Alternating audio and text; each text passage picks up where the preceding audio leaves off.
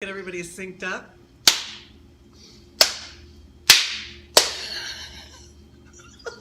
Are we supposed to do that? I hope I have enough battery for this. Okay. I'm kidding. That's what she said. Don't clap. Okay. Okay. Sorry. And watch, I do use outtakes from time to time, so. That's fine. Okay.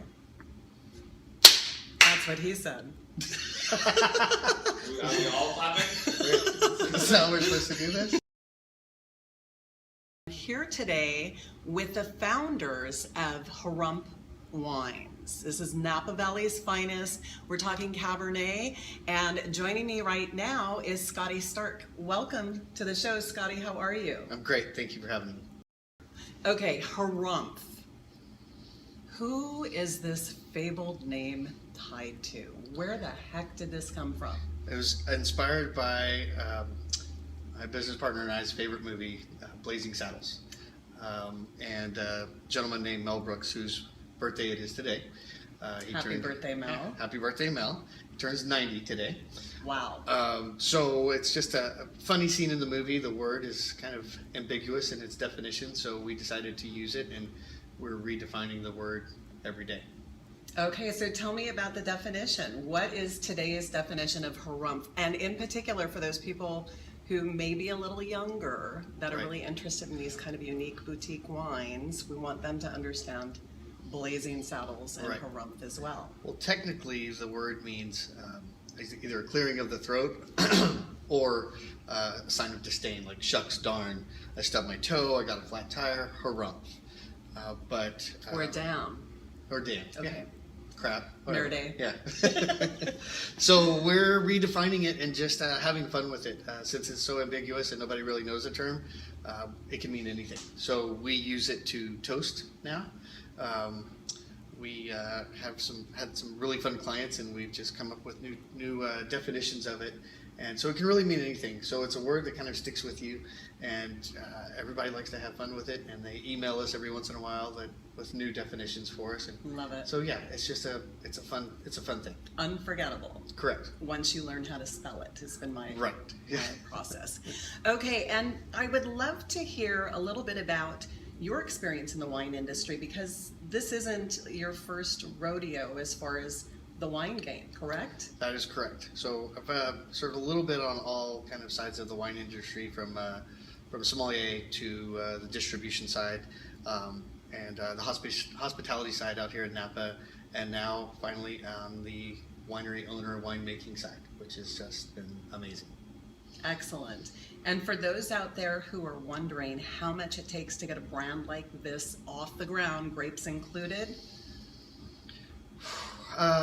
2 to 3 years. 2 to 3 years. Correct. And ballpark on dollars.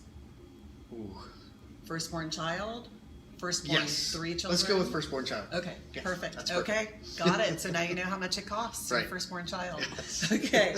And tell me a little bit about what you've learned in this process. I mean, going from, because you've been a wine director, you've had a lot of sommelier, right? You've had a lot of kind of technical aspects in the wine space.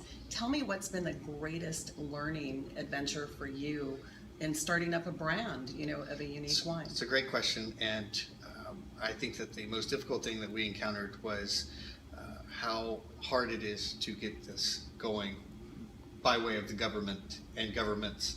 So county, state, federal. I would venture to say it's probably easier to sell a gun than it is a bottle of wine. It is extremely difficult to get this going, and all the paperwork with all the different states, and as I said, federal and county, it's very, very difficult and time consuming. Totally get that. Totally get that. So how long has this process been going on for you? We started probably 2011 with the idea and the paperwork, but we didn't release our first wine until 2014. So it was a 3-year process right from the get-go. And was that, I know with Reds it kind of varies as far as releases. Most people will hang on to them for a minimum of 2 years before they release. Correct.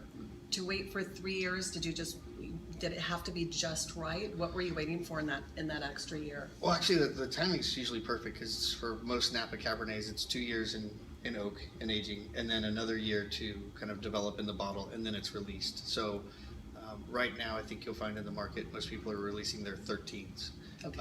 and it's 2016. So I'd say on average for premium brands like this, it's 3 years from harvest to release. And tell me, what do you love about this wine the most? In all your years of sipping and tasting and drinking, I don't even know how many bottles. I couldn't even go I there. couldn't But even imagine. what do you love about this the most? I'm really enjoying how much fun people are having with it. Being in the business for so long, seeing a lot of pretentiousness, and it just kind of gets tiring. So we wanted to have a serious expression of Cabernet and put it in a fun package. And seeing people's reaction when they actually do taste the wine is really, it's a proud moment for me because it seems like everybody's been very, very happy with the quality. And the packaging is fun. So they look at it and might not take it too seriously, but once they taste it, they're blown away. Love that. Okay, so Mel Brooks' 90th birthday. Do you have a message for Mel? Mel, thanks for the inspiration. We are more than happy that you're a fan and that you're a supporter, and wish you best of luck on writing Spaceballs Part 2. And I hope you have a great birthday today. And thank you. Excellent, excellent. Okay, that's a wrap.